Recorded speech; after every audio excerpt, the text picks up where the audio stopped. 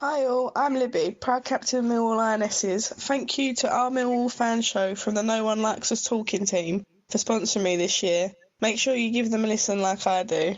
Or even better, why not sponsor a Lioness while you're at it like they do? Thank you always for your continued support. This podcast is a proud member of the Fan Hub 100. Football without fans is nothing, so we've partnered with Fan Hub to put fans first. Search Fan Hub app to play your part in the journey. Hi, I'm Bethany Warren, and you are joining me to listen to the podcast of our Millwall fan show with the No One Likes Us Talking team, which is available every Friday at 8 p.m. It's Friday night, and I'm your host, Gary Staff, and I have the No One Likes Us Talking team of Jeff Burnage, Dave Hart, and Ted Robinson. Not everybody likes them, but they don't care. Right, hi Jeff. Well, football's back with a bang, and you have been again following the Lionesses, I see. Are you looking forward to the FA Cup tie this weekend? I really, really am. I mean, my first thing to say is that Millwall fans must be starving to go and see a Millwall team playing in the flesh. And as you all know, we've been allowed to have 300 people at this game. So it's the FA Cup, Millwall twice winners. Yeah, can't wait. Excellent. Thanks, Jeff. Dave, have you been enjoying the last few days of summer and wondering where the running order was? Sorry, my fault. That's okay. Yeah, I'm enjoying it very well. I'm looking forward to Sunday too. We've got our tickets, so hopefully we'll see a few faces when we go. Oh, brilliant. Brilliant. And of course, we have Mr. Ted. It appears you've been getting IT advice from Stan this week, Ted. I'll get lots of advice from Stan, I've got to be honest, and it doesn't have to be about IT, but whether I listen to it or not, Gary, that's another matter. Before we start the show tonight, it's with great sadness that I have to report that ex-Lion Chris Clark has died this week. Chris joined the Lions in 1963 at the age of 17. He made a total of 19 games for the Lions, scoring 4 goals. Unfortunately, his time with the Lions was short, and he went on to forge a successful non-league career. Our condolences go out to the family and friends of Chris. Rest in peace, Chris Clark. Rest in peace, Chris. He competed with Billy Neal for the number 11 shirt, didn't he? And our very own Billy won out in the end. But he did. Yeah, R.I.P. Chris Clark, indeed. League football returned last weekend at the Den, where we took on Stoke, but it ended up goalless. I personally thought it highlighted the fact that we need pace and a confident goal scorer up front. Do you agree, Ted? Well, it's a very hard game to judge for something like that, I think, Gary, because it became a bit of a stalemate. I mean, Stoke were a big physical side and bullied us, certainly in the first half.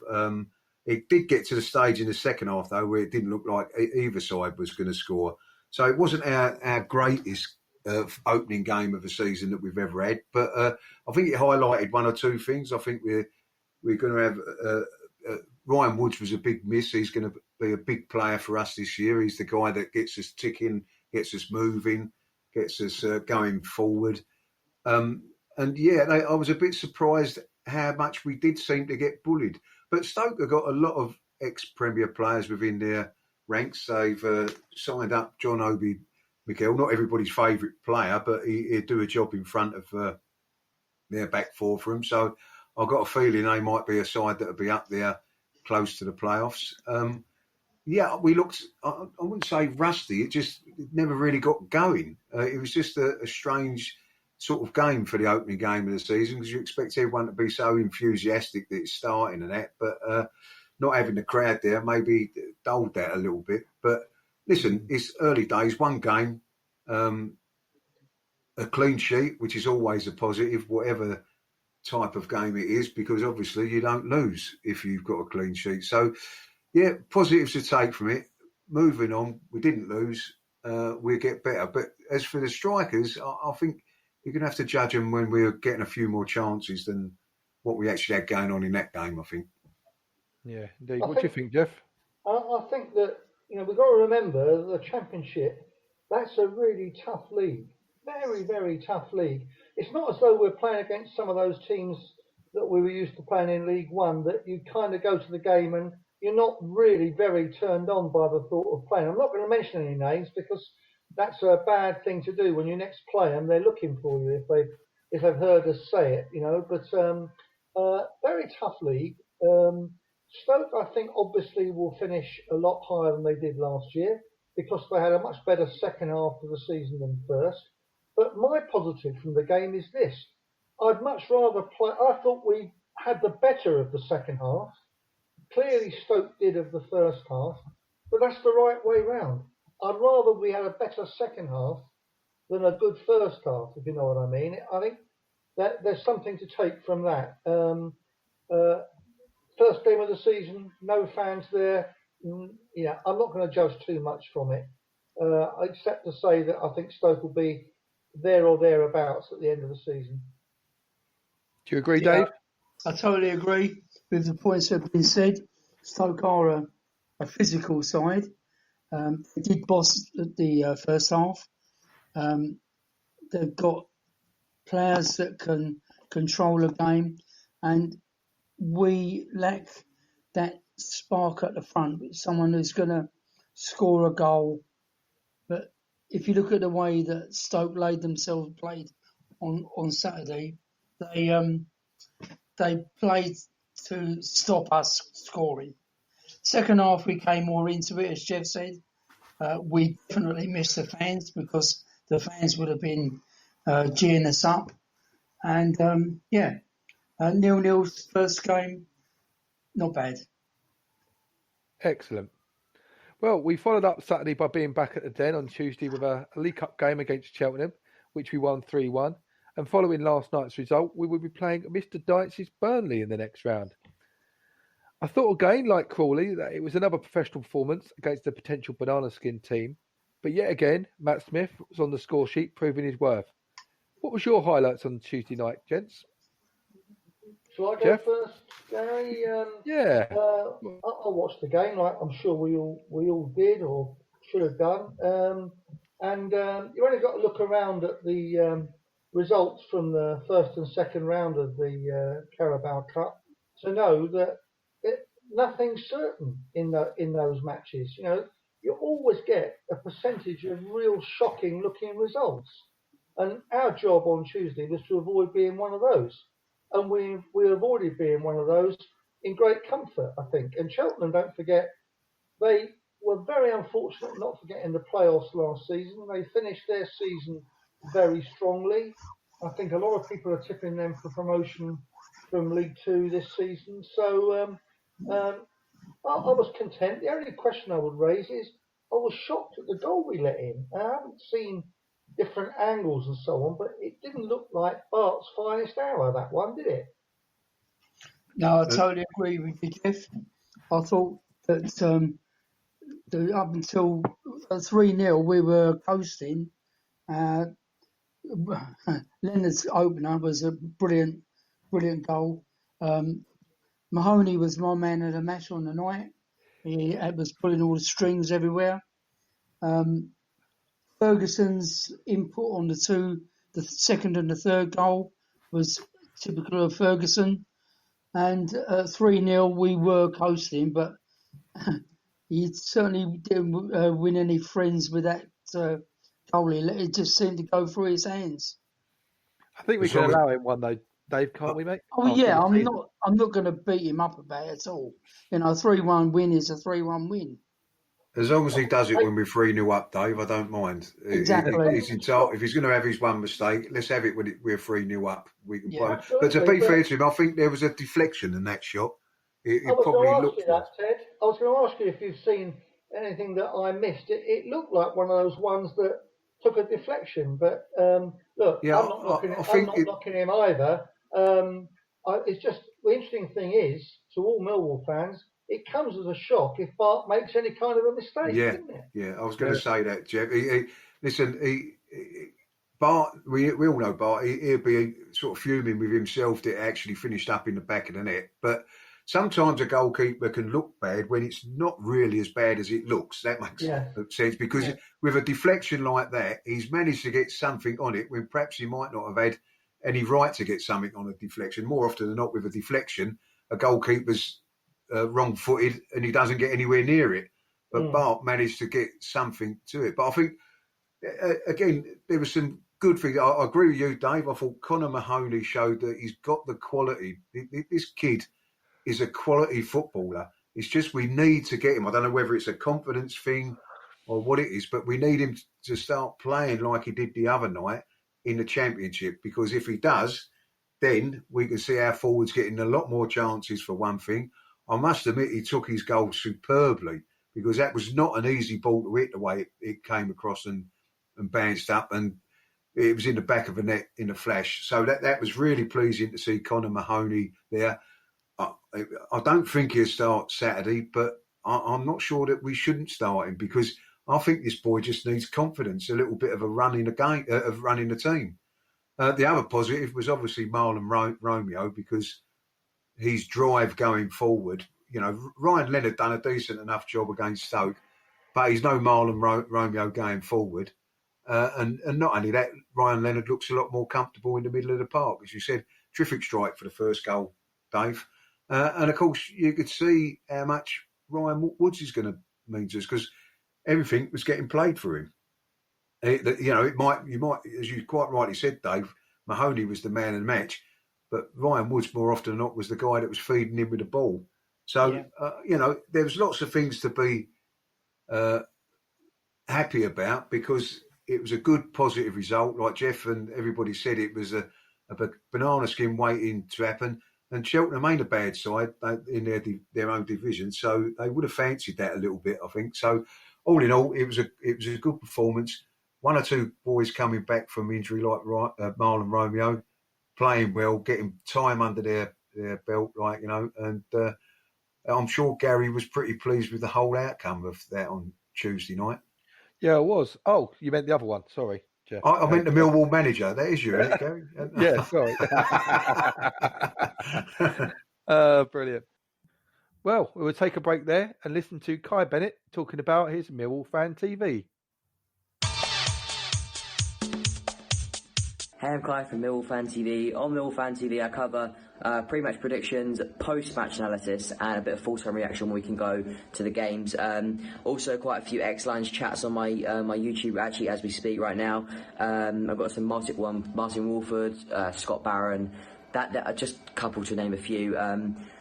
So do it for the love of Millwall. Absolutely love Millwall, and let's hope we can push on next year and make the playoffs. And if you could subscribe to Millwall Fan TV, that'd be absolutely amazing. And hopefully we can follow the journey together. Comedy lines. I'm Gary Staff, and I'm back with the No One Likes Us Talking team of Jeff Burnage, Dave Hart, and Ted Robinson.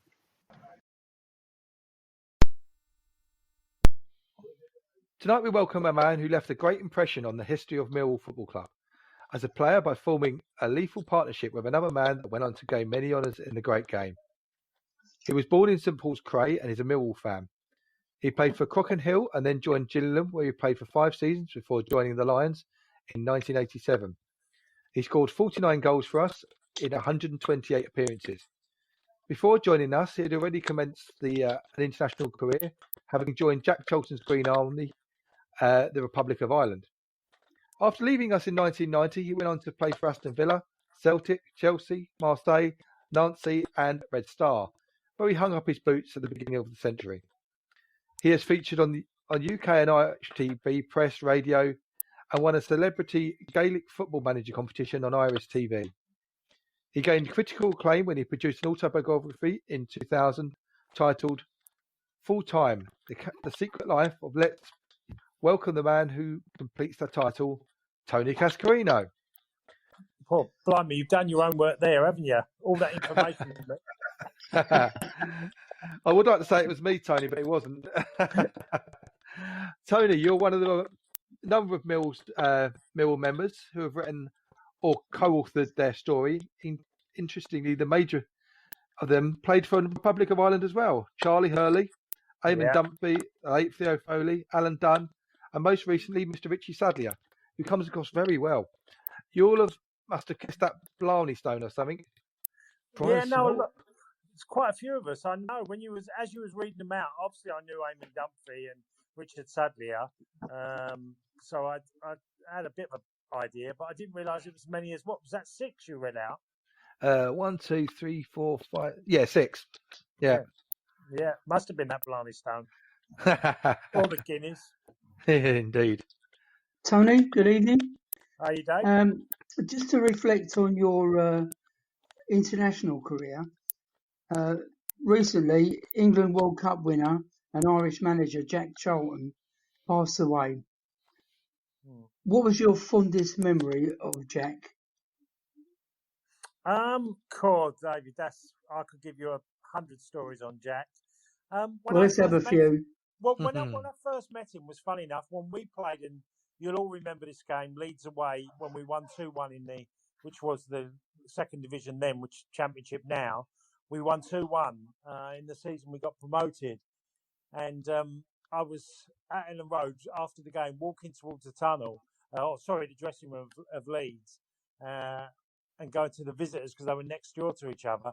And I saw Big Jack there. But by that time, I'd already played 3 games for Ireland, but I hadn't played for 18 months because I had a knee injury.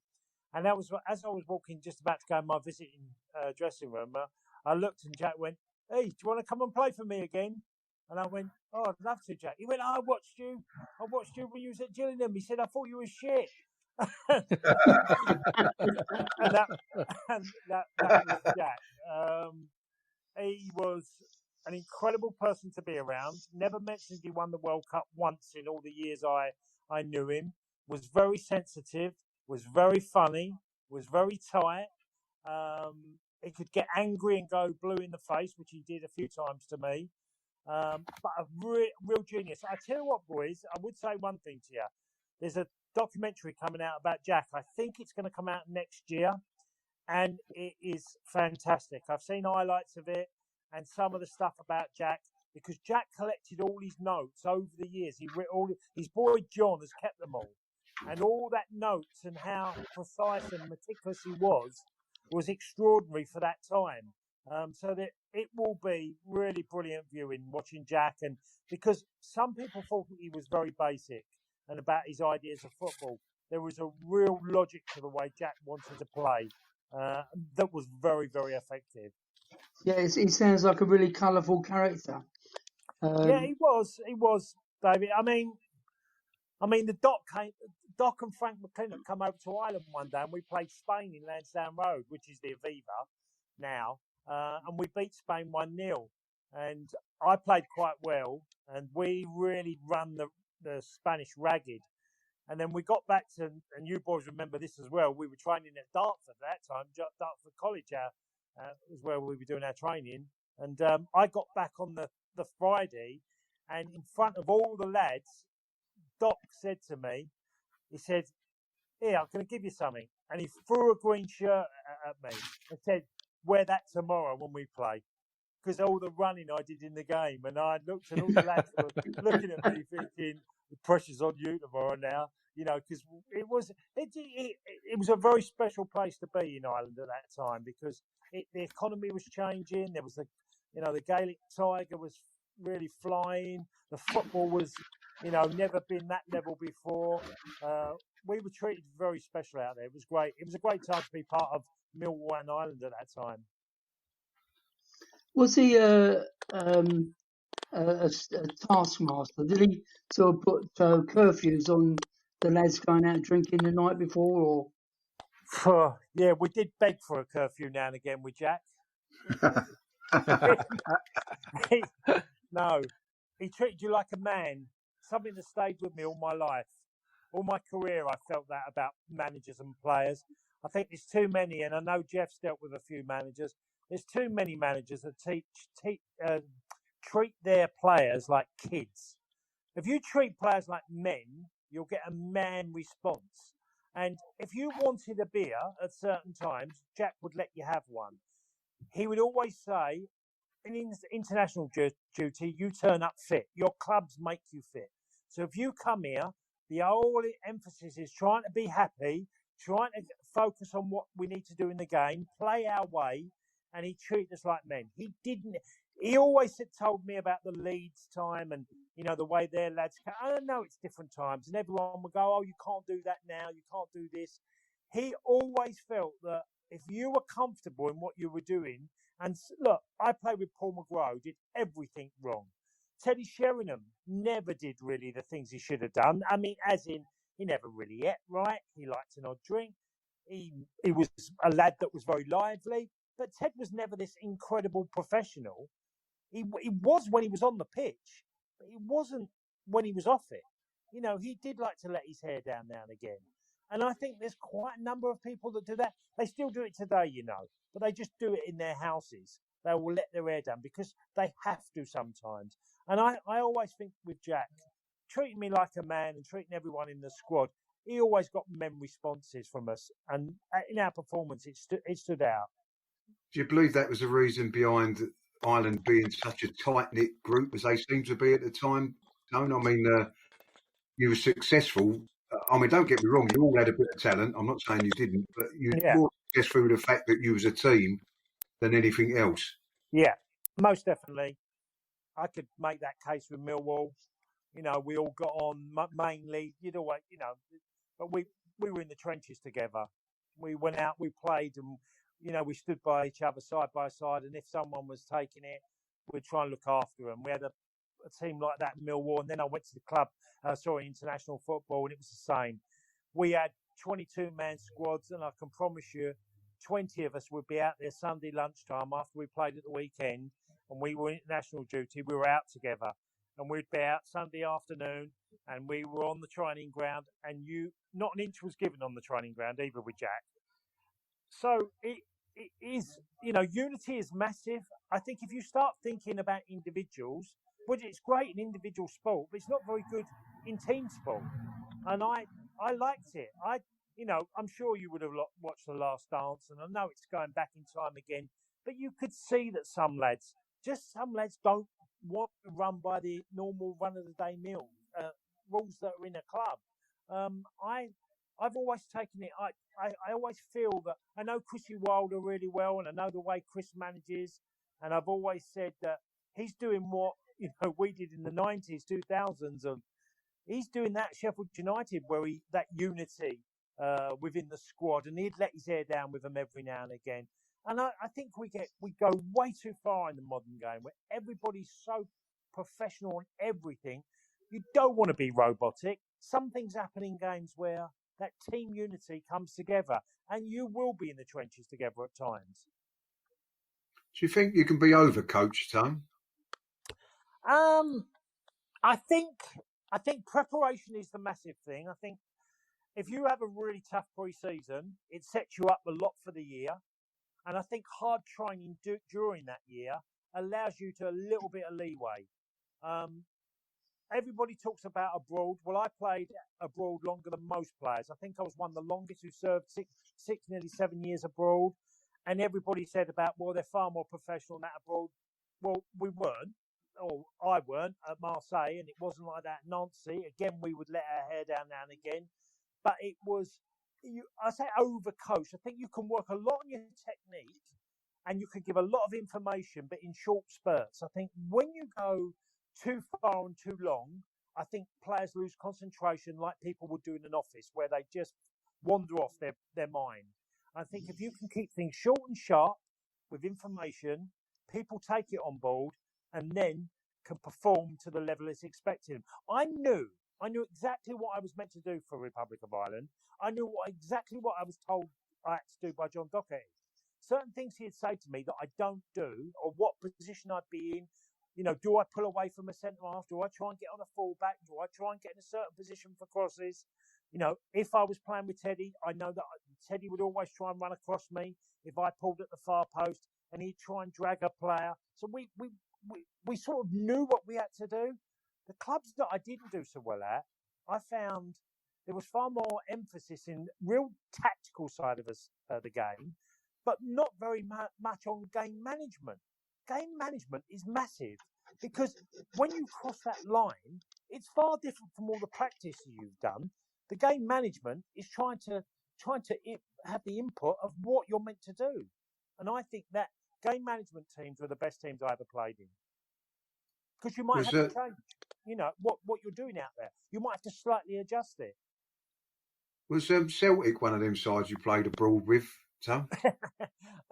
Look, it was a perfect scenario. Irish number 9 goes to Celtic. I just joined at the wrong time. The dressing room, it was interesting because I don't know if you saw the quote on Alexis Sanchez about 10 days ago where he talked about he walked in at Man United and he thought he'd made a bad move immediately. And I sort of sympathised with him because I went to Celtic and I knew a day later that I thought, I've made the wrong move here. I really felt the dressing room was cliquey. And I could see they were playing second fiddle to Rangers as well in Scotland. So that also was a problem because they felt like they were being undermined because they weren't as good. Well, they weren't nowhere near as good as Rangers at that particular time. And I went out with Terry Ehrlich a couple of times, and Terry was at Rangers and I was at Celtic. And they had a meeting in the Celtic dressing room about me having a drink with Terry Ehrlich on one particular night. Now, I had to explain myself to the Celtic lads, which I found pretty strange, really. I just said, I played with him for nearly 2.5, 3 years in London. I said, I've known Terry for a long time, and he was a good friend of mine at the club. I said, I enjoyed his company, and I went out for a pint with him. You can't do that here. Well, I said, well, I'm not going to stop doing it. If Terry invites me out, and I said, I will go with him. He's my pal.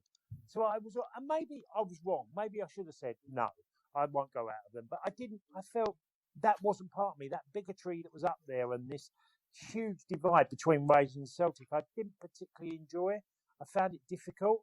Did they not understand, Tony? If you're in the same city as Terry Ehrlich, you've got to go out and have a drink. I did, and unfortunately, Terry wouldn't tell me, but half the Rangers lads would turn up as well. Now I'm the only Celtic player out with every bloody Rangers player. Ali McCoy would be there, Mark Akey would be there, and I'd be like, so I'd say, Tel, what have you done to me? And he'd laugh if it was funny. He said, they'll be all right. I said, yeah, but I knew it would cause me a problem, but I tried to, I felt I was a pretty easygoing sort of guy, and living in Scotland in a goldfish bowl that was everybody you met was either Rangers or Celtic. I just didn't enjoy it. I really didn't. And I got out. It was the first time in my career that I'd ever asked, and the only time I went to see a manager and say, I don't want to stay. I really didn't. I wanted to come back to England. And that was after 9 months. We're bringing ourselves up to date, Tone. Notice that Millwall have been installed at 7-1 for promotion with Sky Bet, but there's 9 sides that have lesser odds. Do you think promotion's possible with this year, or is it just another year on with Gary Rowett developing the team? Well, it's a tough one because investment, normally in the Championship is huge, and it's been different this year, hasn't it? If you take the 3 teams that have come down, Norwich, Bournemouth, and Watford, they've all sold quite a bit. Money has gone out for players. Aki's left, Ramsdale, Callum Wilson left Bournemouth, best part of £80 million. Decore has left for 20 million. Norwich have brought in Jordan Hugill, so there's not massive investment. So you think that door's open for a lot of clubs who are in a good position financially.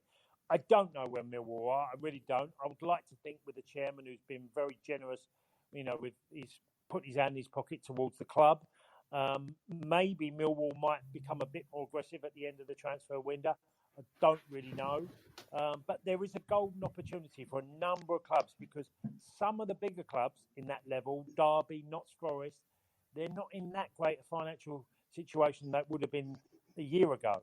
So the pandemic has caused clubs in the Championships to really rethink how they go about their business. So that will be the interesting thing. I think it's a huge test for coaches this year. I think the better coaches and how they manage games is going to be really paramount to how they have, doing their season. I think so. As I'm sure you know, we've brought in Troy Parrott on loan, who's been having glowing reviews about himself in the youth team and whatever. And I know a few Tottenham fans that were very disappointed that he didn't get a look in at the end of last season when Jose said he was too young. But I think to myself after last season, Tone, if he comes off as a 20-goal a seasoned player for us, then he's going to put us there or thereabouts. Yeah, and why Tammy Abrahams did it with Chelsea. He left and went to Swansea and didn't quite work out, but Bristol City got lots of goals. Aston Villa, there are players that have done that, and we all know that Harry played for Millwall. So going back a few years, Brewster for Liverpool went to Swansea, got goals. Why not? Could he not get goals for Millwall? If he did, that's a massive plus because he's a young lad, and I think the biggest issue for a young lad is that does he man up when he gets to the Championship? Because I think that's a huge test for you, is that you can be a very good player and you can have the speed and technically be superb, but you've got to be physically strong enough as well. So I think that will be the big test for Troy Prowett coming to Millwall. I think it's a great move for him, and hopefully Gary Rowett can get the very best out of him. Cass, this is Jeff. Just Jeff here. You said about the three teams coming down, sold players, but they are all in receipt of the parachute payments, as we all know. And in the Championship, all the clubs, even the big ones, have been hard hit by this virus and the lack of income that is generated. So I feel the three teams coming down will all do well. So to improve on 8th is going to be quite difficult. But if we don't improve on 8th, it means we haven't progressed. So go on, put your name to it. What position do you think Millwall will finish this coming season?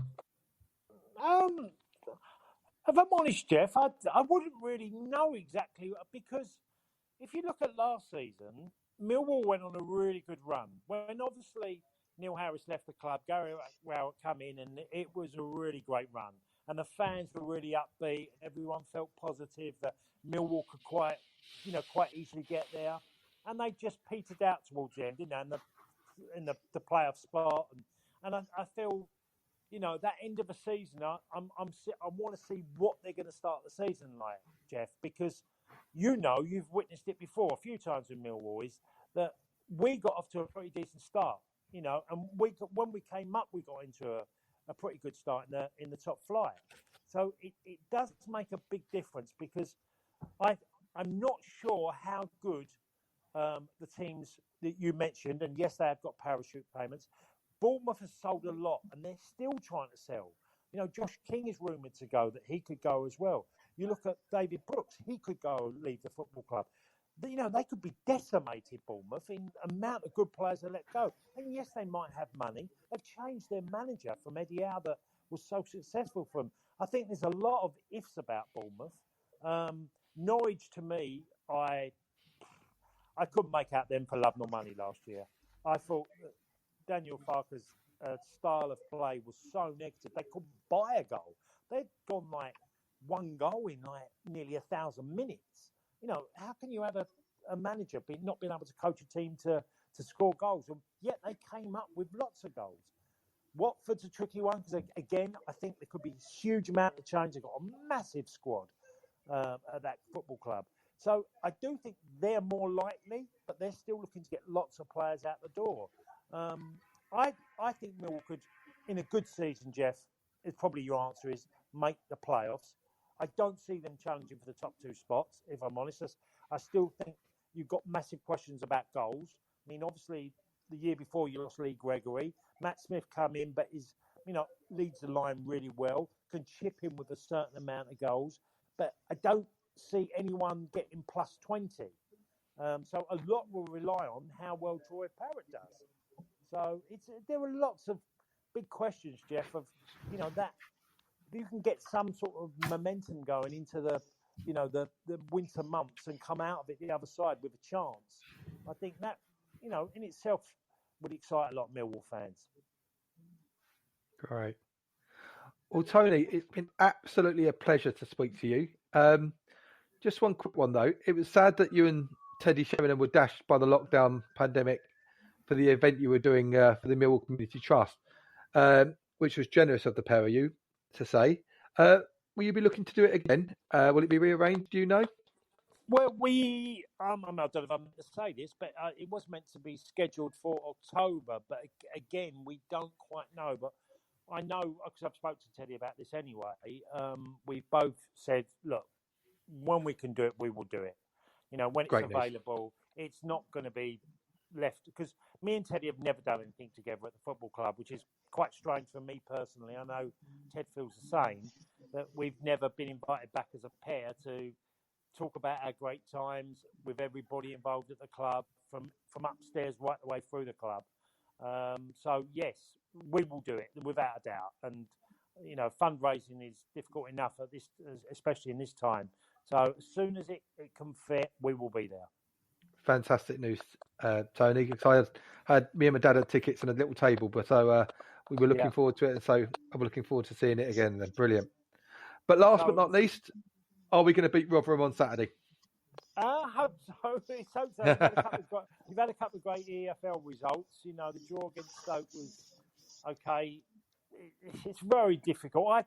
The pre-seasons have been so messed up for many clubs, and where people are. I think you're going to have to wait 5 or 6 games to really see where any team, how they are physically, and how they're going to handle what's in front of them, the amount of games, how short the period is. I think everybody's in the unknown at the moment, so it's very difficult to make calls of what you've seen. Indeed. Yeah. Well, Tony, thank you very, very much. It's been an absolute pleasure and a great honour for me to have interviewed you tonight and been part of the team. So thank you very much, and all the best. Cheers. Thank you, boys. Bye-bye. Cheers, Tony. Cheers, Don. Cheers. Bye-bye. All the best, Hass. Cheers, Jeff. Bye-bye. We'll now hear from Bethany Warren, talking about Love Sport Radio.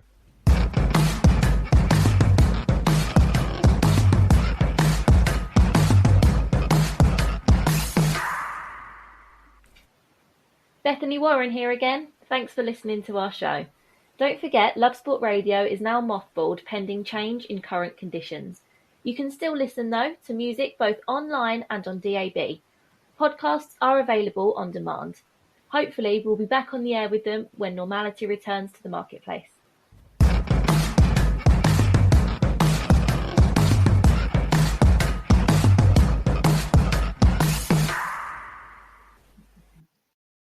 I'm Gary Staff, and I'm back with the No One Likes Us talking team of Jeff Burnage, Dave Hart, and Ted Robinson. Great result for the Lionesses up in Hertford against Stevenage, who ran them close last season. But before I report and look forward with Jeff, let's hear from their captain and our sponsored player, Libby Stubbs. So Libby, skipper today, as always. Your first game of the season, Stevenage Devs away. Kicks your campaign off with a win. How's it feel? Yeah, obviously it feels great to start the league campaign with a win. I thought we played some good football at times, and yeah, very positive to carry on.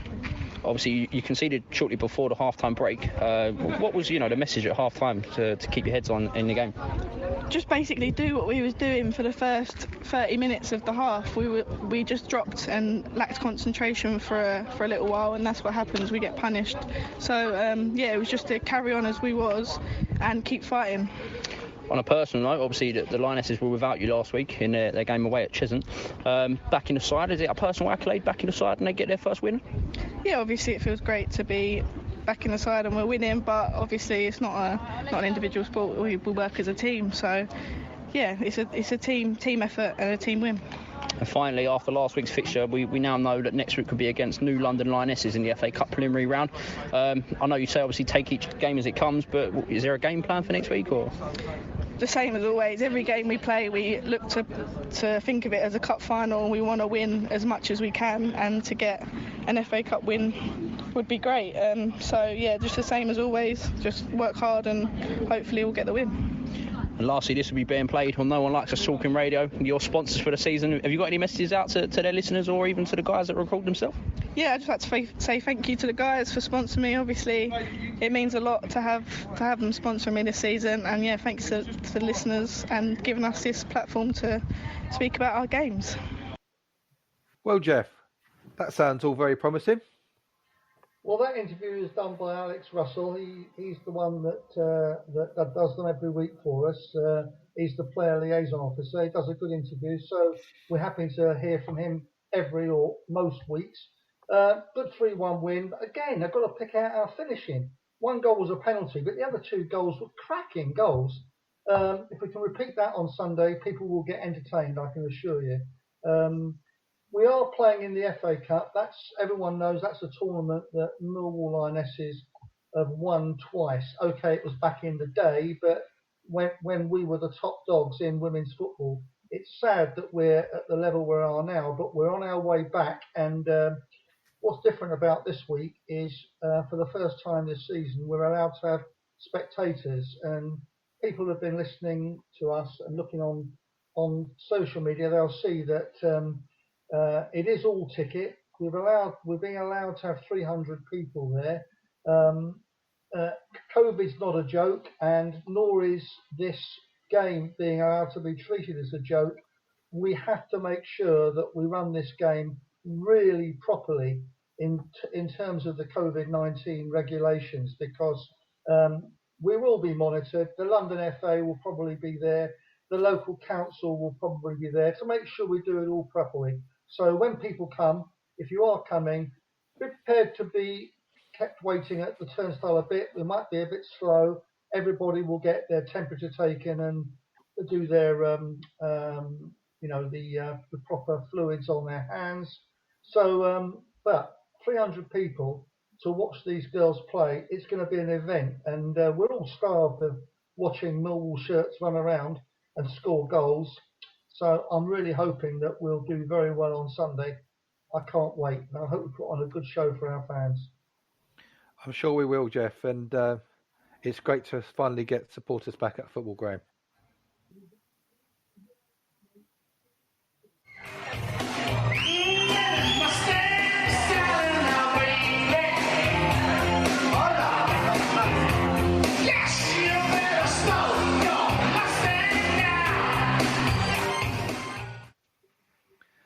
That was our next guest tonight.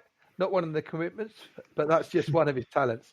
He has also written 4 Millwall-related books: Tuesday Night in Grimsby, Diary of a Masochist, I Was Born Under Coldblow Lane, Millwall for Life, Lebenslang Millwall, which combines his first 2 books and is in German language, and his latest one, released this year, The Wall equals Passion, Not Patient.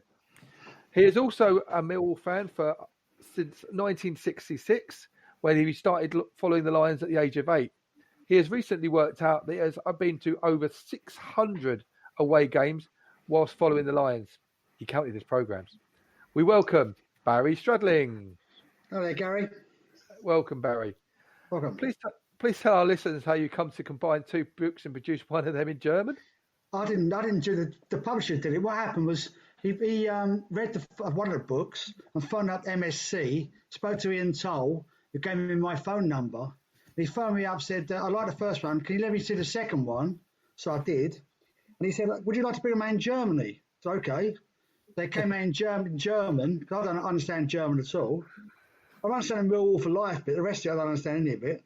But it's basically came out in German. He combined both the books together and changed it to Millwall for Life, Lebenslang Millwall, which means life sentence, like Lebenslang, apparently.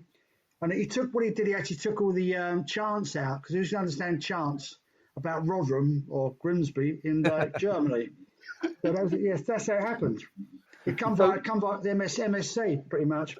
Did it get good reception over there? Did you sell many copies? Yeah, it did better in Germany. It did over here, funny enough.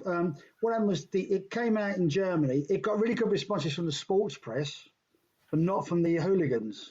They see the name Millwall, thinks to be like death and destruction. They're not, you know? That was what it was. So people like the sports press really liked it, but the Germans literally saw Millwall, oh, hello. But it wasn't like that. Oh, excellent. Hi Barry, it's Jeff Burnage here. Hello Jeff. I speak German, but must admit I've not got that book in German. Maybe I can put that right. But of course, we are well known in Germany. Many of us went on that ill-fated pre-season tour. Was it 2001? It was when McGee was a manager, wasn't it? Yeah, I think it was 2001. Might have been 2002. I'm sure people out there will be shouting at the podcast telling me which it was. But of course, what happened was we were due to play Eintracht Frankfurt and FSV Mainz, but they were playing them in small village places, half an hour or an hour away from the city. And the local mayor in that village near Frankfurt had heard about Millwall, and she called the police, and they called the game off. I can't believe that. Can't believe that. Now, so then we tried to play against Mainz, but we couldn't play against them. But I will tell you something. They just had a brand new manager appointed in the March before we were due to play him, Jurgen Klopp. Really? Our paths very nearly crossed, but didn't. Yeah. But just as well. So, what made you start writing about Millwall in particular, Barry? What it was, I bought a book called We Fear No Foe, and in the back of it had like a thing saying that if you feel like you've got a manuscript, a publication you want to do, send the manuscript in. So I did. So I used to work in advertising, and they said there, you should write a book or something. So I thought, okay, I'll do that.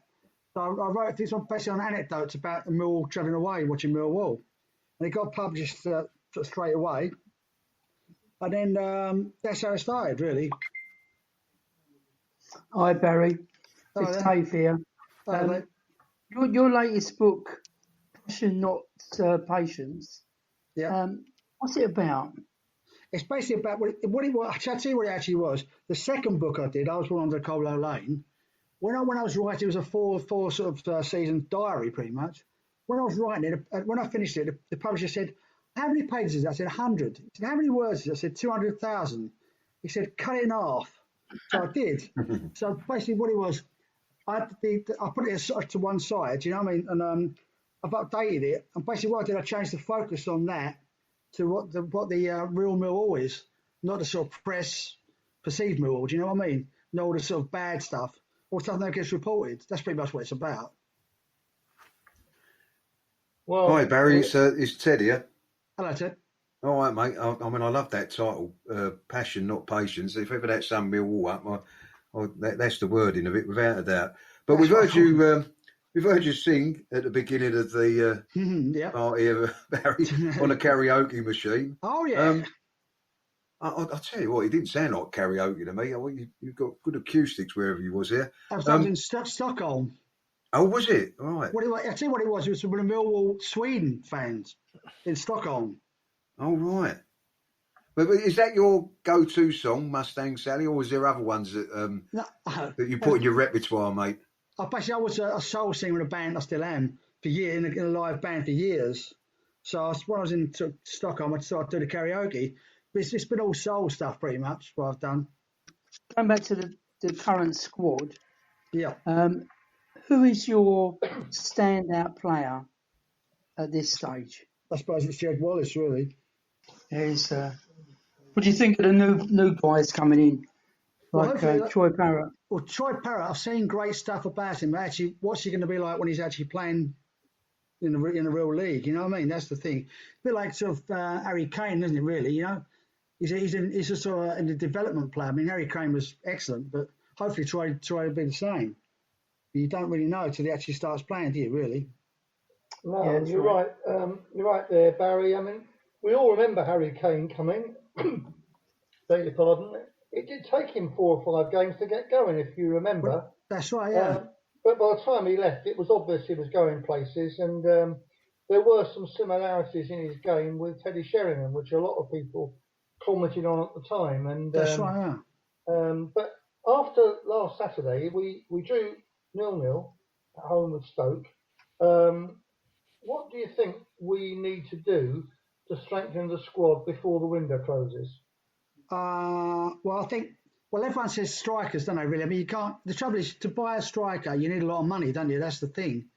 You know, to get someone who's going to get you sort of 20 goals a season, it's going to be a lot of money to spend it, you know? That's the problem, isn't it, really? I think the squad's pretty strong as it stands at the moment. We'll just have to see when we sort of play some more games, I think, really. I mean, it's not a bad result against Stoke, really, considering how much money they've spent, how they've strengthened their squad. Do you think we need to trim the squad, because we've got some very promising young players? Well, that's the thing. I'll bring some younger players through, definitely. It's all down to money at the end of the day, unfortunately, you know? That's the thing. I think the key, Barry, is what we're all saying. We all know defensive-wise, we're pretty good and pretty stable. Whatever whatever formation Gary Rowett decides to go with, and that we don't give a lot away. No, But definitely it's not. just trying to get the other end sorted out, where we, get that 20+ goal scorer into the team. Whether that might be Parrott, whether Bradshaw starts becoming good, who knows? Matt Smith is always going to get 15 for us, but I think that is the key to it, mate, isn't it? But over your time, Barry, watching the Lions and whatever, what's the greatest match for you? What one stands out in your mind? Probably Sheffield Wednesday at home, the 4-4-2-1 or 4-4-1, or Nottingham Forest when Brian Clough came down Millwall and we came back in that game. Oh, yeah. He got a standing ovation. Any manager I've ever seen in Millwall get a standing ovation from the sort of dugout to the tunnel. Yeah, well, he was a character, mate, wasn't he? Without a doubt, Mr. Clough. Yeah, absolutely. That's probably the debate. And that, and obviously the road, the Sheffield, not Sheffield, the Sunderland FA Cup semi-final. So I think that was more the final, really, because we weren't going to beat Man United, I don't think, anyway, do we, really? I think every one of us in that ground felt that, Barry. I think it was just a relief to actually get to a cup final, just to be able to say that we got to a cup final. And that's exactly it. The other one. I was just saying, unfortunately, we had so many sort of injuries out of the game that the cup final itself was always going to be a big struggle. But well, absolutely. I mean, the one I did think of, just thought, was the Leeds game when we won 4-3 up there. That was the one, really. That's one of my ones. We've had some wonderful games against Leeds. Be interesting to see how they get on this season. I think opinion varies from doing very, very well to getting relegated. We'll have to see what happens. But regarding your version of Mustang Sally, I don't think it's going to replace Rocking All Over the World at the end of a decent home win. Do you? No. I tried to explain to Eamon why I actually sent it to him, but because I said I'm out one night and I went to a music thing. I thought he'd better know what I'm actually doing at a music thing. Performing. So where did you first hear that Mustang Sally song? Are you a Wilson Pickett fan? Yeah, Wilson Pickett and soul stuff. Basically, I remember the Buddy Guy version was the one I know more. See, Eamon will be well pleased because of my comments about Nathan Jones being a song by the Supremes. Now I've come up with Wilson Pickett for Mustang Sally. I'm probably on the wrong programme. But definitely. So what's your forecast? Where do you think they're going to finish? Well, I think we'll do quite well, pretty much like last season, I would have thought. I don't think we'll go. I mean, well, who knows? You don't know, do you, really? I think we miss the fans a lot. I think because there's present lockdown stuff. That's a real problem. I think certain clubs are going to miss fans. We're one of the main ones. I agree. Yeah, I agree. I think we all agree with that one, Barry. So what's your group's called, Barry? I've been in loads of groups. The thing, I sang at Box Park, East Croydon last night. All right. In a thing called Blue Revolutions. I've been in loads of bands. The Funk Soul Brothers. That was the one we used to play all over the place, the Funk Soul Brothers. We actually played at Millwall a couple of times, and I did parties over there. All right. What, in the executive lounge? Yeah. The acoustics aren't very good, are they? I don't know. I'm on the other side. I'm shouting through a mic. I don't know, really, to be honest. Very low ceiling in there for a decent soul band. Barry, all you're doing is hearing Jeff's excuses as why someone said he was a terrible singer once when he got up in here. Fair enough. I know. It's always the same with bloody low roos. What can you do? Brilliant. Well, thanks, Barry. But before we go, we really appreciate you putting up a signed copy of the Wall Equals Passion, Not Patience. So we have a question for our listeners, which they must send their answers in by email to noone-likes-us-talking@gmail.com, and talking is without a G. That's NOLUTALKIN@gmail.com. So the question is, what football club location in the north of England is mentioned in the title of one of Barry's books? I will say that again. What football club location in the north of England is mentioned in the title of one of Barry's books? Again, send your answers to noone-likes-us-talking@gmail.com, and the winner will be announced on next week's show. Lastly, Barry, prediction for the away game at Rotherham on Saturday, please. Well, hopefully we'll win, because we didn't do very well the last time I went to bloody place. Yeah. Come on then. Put your name where your mouth is. Money where your mouth is. I don't know. I say we're going to win 2-1. Excellent.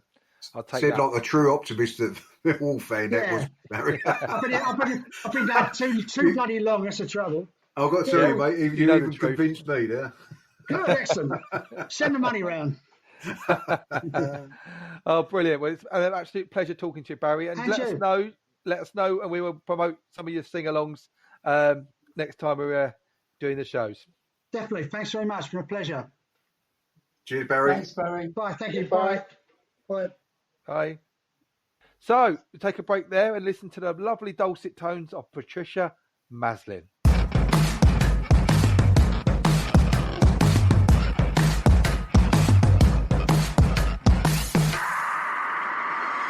Hi, Patricia Maslin here. The Millwall Community Trust needs volunteer help.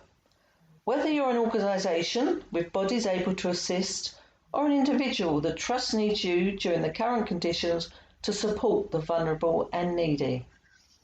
If you can help make a difference or need help, please contact Sean Daly, the Trust's Chief Executive Officer, by phone on 07958 027060. Once again, that's 07958 027060.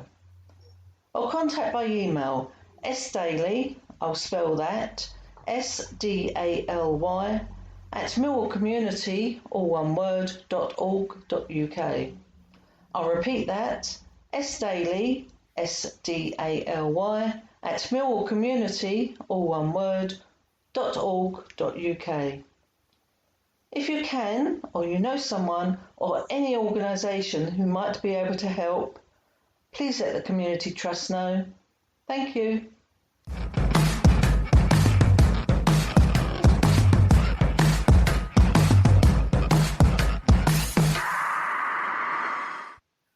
I'm Gary Staff, and I'm back with the No One Likes Us talking team of Jeff Burnage, Dave Hart, and Ted Robinson. So, before I move on to discussing our upcoming game, I went behind enemy lines earlier today and discussed the game with Matt from Rotherham United's podcast. Matt has supported the Millers for 25 years and has been a season ticket for all of them. Welcome to the No One Likes Us Talking podcast, Matt, and the Behind Enemy Lines section. Brilliant, noise. Thanks for having us on. No problem at all. So let's get started by talking about Rotherham's pre-season form and last week's nice little win over Wickham. How have they made you feel about the coming season? It's all really positive. We came into the season, obviously, having got promoted through eventually through the points per game, but up until the curtailment, we had a really good season. We were up until the week or two before the lockdown, we were top for a couple of months, and we brought in a couple of young players, so a youth academy product as well. We've got a lot of the similar players who came down. We've sold a couple for a bit of money. We've kept a lot of them who have then come on leaps and bounds. So there's a lot of positivity, and we won away. It was at Wickham on Saturday, but our away record in the last two seasons at the Championship were horrendous. We've now won as many away games this season as we did in his last two Championship seasons combined. Well, if it's anything like Millwall's last few seasons, we don't win an away game until after Christmas, so so we know how you feel. That's great. It's also good that you mentioned you've kept the same sort of squad. I always appreciate that. Too many teams go up and then think, right, okay, we need Championship style players, but those players have got you there, so you've got to respect that as well. Yeah, exactly. And last time we came up, we kept almost the same squad. And when we got relegated, there were like Will Volk, Semi Ajayi, and one other. They've gone on for multi-million-pound deals. Semi Ajayi is now a Premier League player, so it works from a club point of view, but also from a player's point of view. It makes sense because obviously they can progress to bigger and better things if it calls for it. Yeah, indeed. And who should we be looking out for on Saturday then? We've got a couple. Matt Crooks is an attacking midfielder who, on his day, is a really, really good player. He's the sort of the link between the midfield and strike force, depending on what formation we play. But he's good for a goal. He's very difficult to get off the ball. He's a really weird player. He's really tall, but nobody can seem to sort of shrug him off the ball. On his days, he's a really, really good player. We had him last time in the Championship for a month or two, and he did really well. He's sort of earned his chance again. We've got a new signing this week, George Hurst on loan from Leicester, who is tipped to be a very, very good player. He scored a lot of goals at youth level, international and domestic youth level. So if he turns out to be what the reports are and plays this week, he could cause a lot of problems. But at the minute we don't know what to expect from him. Excellent. So sort of like our Mr. Parrott from Tottenham. Yeah, exactly. Yeah. Excellent. And from your knowledge of Millwall, which players do you think will cause the Millers the most problems this weekend? Well, there's a couple, isn't there? Bodvarsson and Smith are I'm right in saying they're sort of two target men type players, very physical, very strong. Yeah. They tend to cause us problems. When teams come and try and match us in terms of physicality, although it tends to be quite an interesting game, we tend to struggle a bit. We're better when we're the stronger team, which is obviously not an issue. I know you play a few different formations, don't you? Rowett is mixed up a bit, isn't it? Yeah, we played 3-5-1-1, I think it was last week. But a surprise up front, you say Bodvarsson, he was a bit of a surprise up front. Then we have on Tuesday night, we played Cheltenham in the League Cup and we went back to 4-4-2. We comfortably won 3-1. So another good... And Matt Smith again, I think he scored something like 7 or 8 goals in his last 8 games. It's ridiculous for a man who can hardly move. I say that in the nicest possible way, Matt. You score goals. He scores goals for fun, and he's just one of those players. I know he played well at QPR, but since he's been with us, I think he's even improved again even further. And he's always one of those players I always wanted in the Millwall shirt, and thankfully we got him. Yeah, and if you can get a big man who can score goals as well, they are worth their weight in gold. And if he's sort of 7-8, it's really... We've got Michael Smith, who is a big, very, very big target man, who's very good at the target man role. But he probably gets you 10 goals a season, which is fine if you've got other people chipping in. But it's sort of if he could get them extra goals, then you'd be talking top end Championship player. Yeah, indeed. So, lastly, a prediction for tomorrow, Matt. We're positive after last week, but obviously Millwall are you're a very strong established Championship team now. You've been around the block and back again, haven't you? Yeah, exactly. Up and down a few times. Yeah. And when we played Gary Rowett when he were at Birmingham, he always did us. He always seemed to have his number. Yeah. I'm going to go positive and say it's going to be a very close game. I think I'm going to go for a 2-1 win, but that's me being positive. That's fair enough. Well, Matt, it's an absolute pleasure to talk to you, and hopefully we can repeat the for you one day as well, and we'll get you back later on in the season with the return match back at the Den, and hopefully we'll actually be there as well. Well, exactly. Yeah, that'd be lovely, wouldn't it? It would indeed. Thanks, Matt. It's been an absolute pleasure talking to you. No worries. Cheers, mate. Thank you. Thanks again, Matt. Great to talk to you. So, guys, as you just heard, Rotherham got off to a winning start against Wycombe Wanderers, yet we were goalless against Stoke. How do you see us getting on Saturday? Well, I don't think the New York Stadium's a good place. Every time I've been there, we've lost. So I'm hoping that it's all right, Dave. You won't be there this time. I know I won't. So it's just me that's making them lose. So yeah, I think it's one we can win. I haven't been to this new ground. I remember the old ground. It was the proverbial you know what, wasn't it? Yes. You know what hole. What's it called? The New York Stadium, is it? Or something like that? Yeah. I hope it's not. I mean, if it was in Manhattan, I'd fancy going. But let's face it, it's in Rotherham. It's not quite the same allure, is it?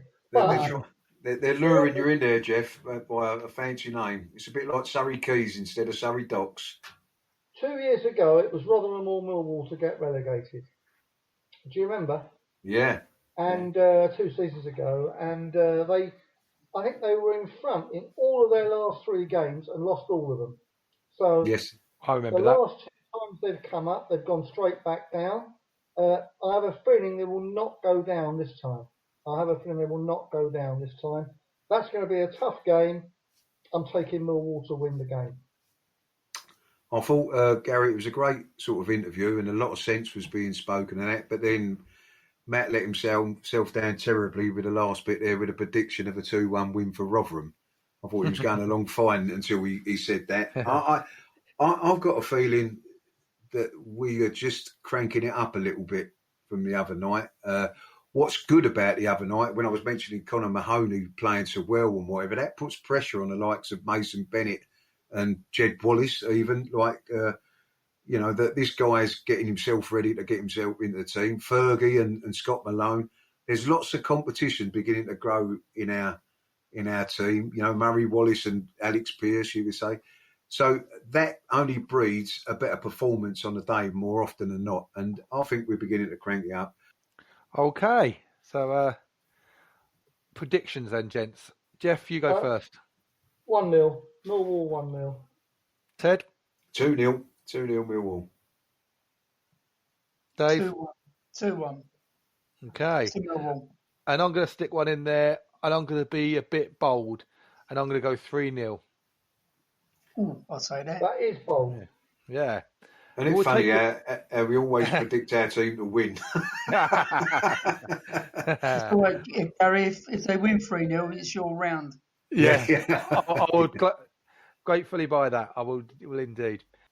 Well, tonight's been a epic show. Thank you again to Tony, Barry and Matt for joining us. But people continue to lose their lives to this dreadful virus, and many remain hospitalised too. Our thoughts go out to their families, friends and those that take care of them. Right, next week we have Bethany, Stan and our host for the evening, Gary. Don't forget, tune in. And it's goodbye from me. Also, I'd like to remind people about the second part of our special feature with the Millwall Community Trust, and that's available now, and from next Tuesday the third part will be available. And don't forget, if you're following Millwall on Saturday on Twitter feed, you can also do the same thing on Sunday afternoon with Millwall Lionesses Twitter feed. If you're not going to be there, do that. Don't forget, as Jeff mentioned earlier, to go and watch the Lionesses this weekend in the FA Cup. And if you can, they are still looking for player sponsors. See details on their website. Cheers, everyone. Lastly, let's not forget to stay safe out there and keep safe on the streets. That means social distancing and wearing a face mask where necessary. So that's it from me. Thanks, Jeff, Ted and Dave. Until next time, good night, everyone. Night. Good night, Gary. Good night, everyone. Good night, everyone.